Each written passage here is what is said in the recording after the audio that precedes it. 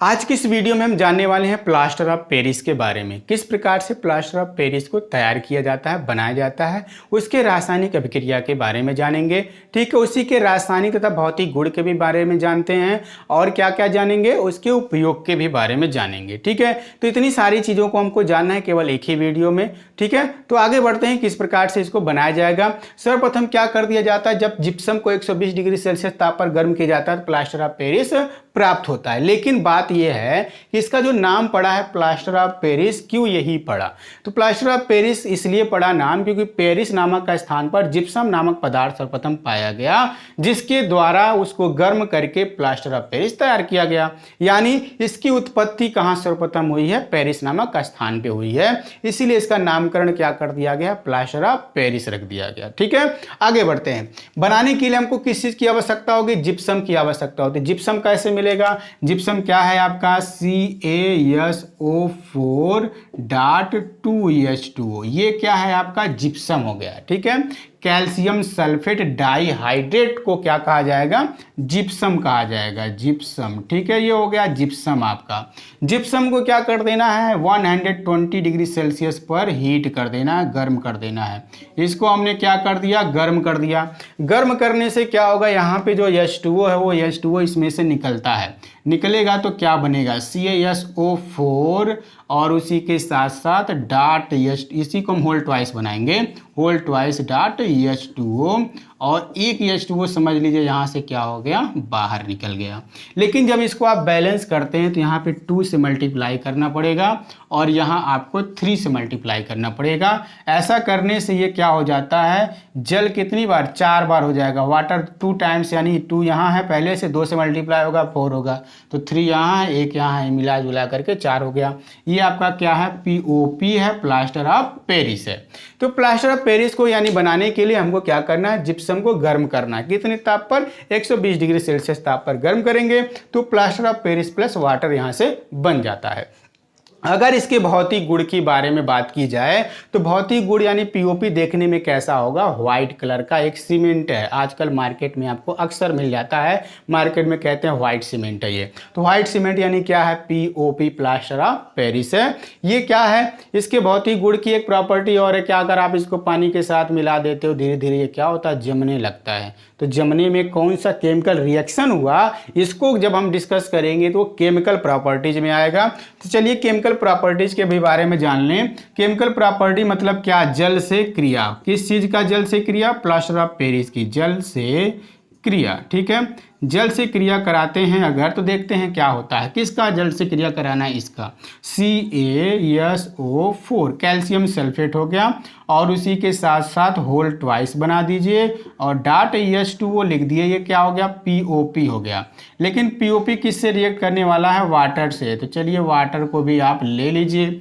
ये जब आपस में रिएक्ट करता है कुछ समय बाद धीरे धीरे ये क्या होगा? जमेगा। जमने के बाद फिर से क्या बनाता है? जिप्सम बनाता है, CaSO4 और डॉट 2H2O। ये क्या हो गया आपका? जिप्सम हो गया, जिप्सम। ठीक है, ये जिप्सम आपका तैयार हो जाता है कब? जब पीओपी जम जाता है पानी से मिल करके तब। तो खास बात यहाँ पे यही है, इसको बैलेंस करना पड़ेगा। 3 से यहाँ मल्टीप्लाई हमने कर लिया और यहाँ 2 से मल्टीप्लाई कर लिया। ठीक है, 2 से मल्टीप्लाई करते ही ये क्या हो जाता है? बैलेंस हो जाता है।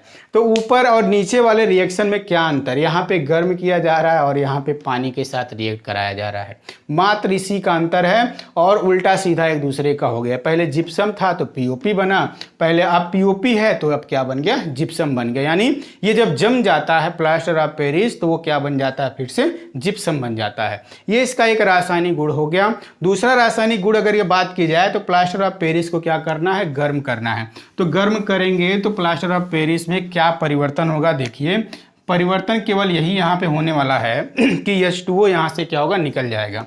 H2O निकालने का मतलब क्या? CaSO4 देखिए 2 बार है ना, इसको ऐसे रहने देंगे, कैल्शियम सल्फेट प्लस H2O हो गया। कैल्शियम सल्फेट अलग हो गया, किससे? जल से अलग हो गया। लेकिन कैल्शियम सल्फेट कितनी बार है? 2 बार है। यानी कैल्शियम सल्फेट 2 बार यहाँ बन गया और जल क्या हो गया यहाँ से निकल जाता है। ये कितनी डिग्री सेल्सियस ताप पर होता है? ये 200 डिग्री सेल्सियस ताप पर अगर पीओपी को गर्म कर दिया गया, प्लास्टर ऑफ पेरिस को गर्म कर दिया गया तो कैल्शियम सल्फेट और वाटर बना लेता है। ठीक, अगर आप नहीं मानते और भी ज़्यादा इसको गर्म करते हो, किस चीज़ को? कैल्शियम सल्फेट को आप क्या कर दिए, यही था आपके पास, इसको 200 डिग्री सेल्सियस पे गर्म किए तो ये हो गया। लेकिन अगर 400 डिग्री सेल्सियस पे गर्म कर दिए तो क्या होगा? ये इसी में बदलाव होगा, ये तो होगा, ये होगा, पहले वाटर बन के उड़ गया, लेकिन कैल्शियम सल्फेट में फिर से बदलाव क्या होगा? कैल्शियम ऑक्साइड, सल्फर डाइऑक्साइड और यहाँ से ऑक्सीजन गैस, इतनी सारी चीज़ें यहाँ से रिलीज होंगी। कैल्शियम ऑक्साइड अगर देखा जाए तो ये क्या है? सॉलिड के फॉर्म में रह जाएगा, लेकिन ये दोनों क्या है? गैस हैं। तो गैस बन के दोनों क्या हो जाते हैं? उड़ जाते हैं। किससे? कैल्शियम सल्फेट से। कैल्शियम सल्फेट बना था 200 डिग्री सेल्सियस पे गर्म करने से, लेकिन आप नहीं माने, उसको 400 डिग्री सेल्सियस पे और गर्म कर दिए। और ऐसा अगर करते हो आप तो calcium sulphate, calcium oxide, sulphur dioxide और ऑक्सीजन में कन्वर्ट हो जाएगा। एक बात और, यहाँ पे ये भाप बन के उड़ जाता है, पानी लिक्विड के फॉर्म में नहीं रहता, ये उड़ जाता है। तो कैल्शियम सल्फेट मात्र वहाँ पे बचा होगा, जो नेक्स्ट स्टेप में यानी 400 डिग्री सेल्सियस पर गर्म करने से वो 3 प्रकार के कंपाउंड्स में कन्वर्ट होता है, जैसे कि कैल्शियम ऑक्साइड, सल्फर डाइऑक्साइड और ऑक्सीजन गैस में। ये तो हो गया इसका क्या चीज़? आपका रासायनिक गुण। उपयोग की अगर बात कर ली जाए तो उपयोग में सबसे पहला उपयोग तो डेंटिस्ट भी करते हैं। जो दांत के सर्जन होते हैं वो लोग क्या करते होंगे? दांत के चारों तरफ से सेटिंग करते हैं, इसको एक लेयर बना करके।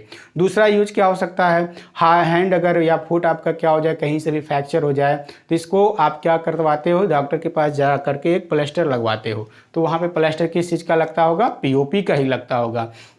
घरों के दीवारों में भी पीओपी लगाया जाता है। ऐसे बहुत सारे मल्टीपर्पज इसके काम है। और एक खास बात जो यहाँ पे है, वो जो मूर्तिकार होते हैं, जो अच्छी क्वालिटी की मूर्ति बनाते हैं, उसको पीओपी से तैयार कराया जाता है। क्यों कराया जाता है? क्योंकि पीओपी की एक विशेषता है कि कभी क्रैक नहीं होता जल्दी। जब वो सूखता है तो क्रैकिंग उसमें नहीं आती है, और बड़े आकर्षक मूर्ति को बना करके वो पेंट करके मार्केट में बेचते हैं। ठीक है, तो इस तरीके से ये भी टॉपिक आज समाप्त होता है। मिलते हैं नए वीडियो में एक अच्छी सी टॉपिक के साथ, तब तक के लिए बाय बाय।